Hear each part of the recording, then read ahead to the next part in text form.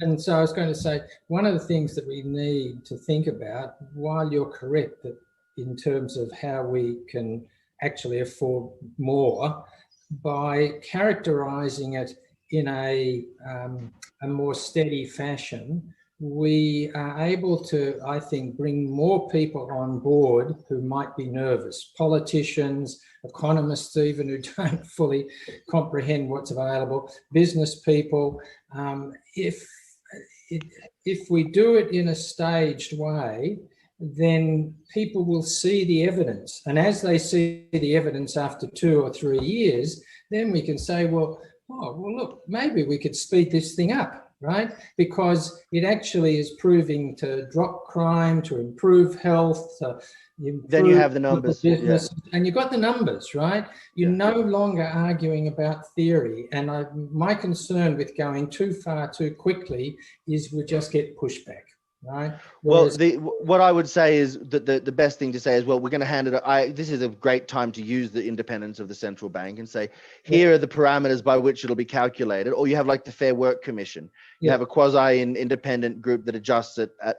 Yeah. And I would say at more regular base a bit at the start because we're using it to counteract the coronavirus. Yeah, so we've kind of changed topics a little bit, but I just wanted to, we were talking about the trial and the phase in and whether it should be gradually increased. And I just had one thought, because I know that, Michael, your perspective is strategic. And I will just say, I think I agree with you on just about everything. I will say the one concern with a gradual rollout or a slower rollout is that it gives more opportunity for people to sabotage it, which we've seen a lot of in trials overseas, where people will, like the opposition parties will manipulate the data and they will try and do things to stop it.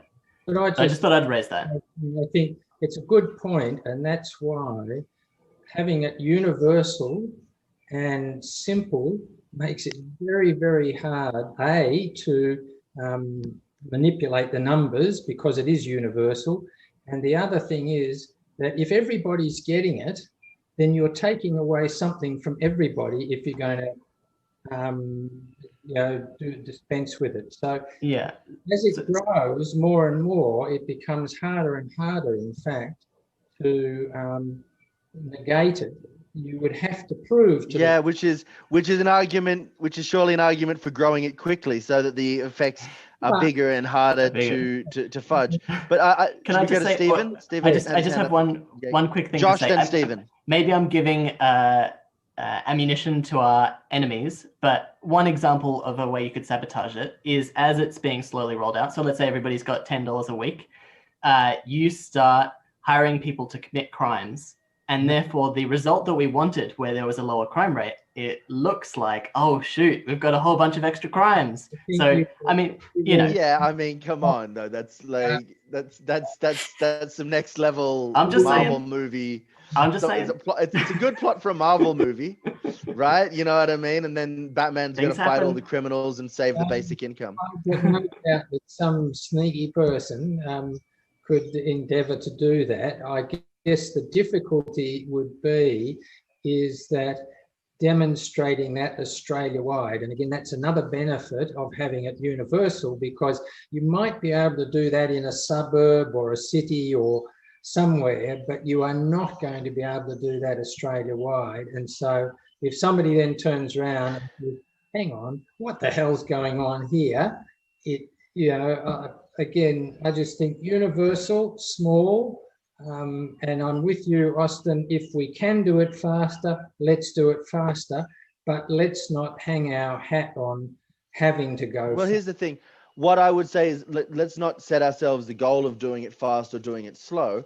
What you do is you set the Reserve Bank or some independent body I think the Fair Work Commission is a good example of the kind of body that could organize it, except that they would have to be making adjustments on a quicker scale if we want it to work as a stimulus in response to issues like the coronavirus, right? Or the current economic contraction. So what you do is you say, you keep raising it until we get some inflationary heat, and then we have a decision to make. Yeah. And, that might mean that we get to $500 in a year, right? Or it might mean that we get there in 2 years or 5 years, or we never get there. But then of course, you've got to consider these other levers. And one question, and whether we want to be shoveling money into the financial system.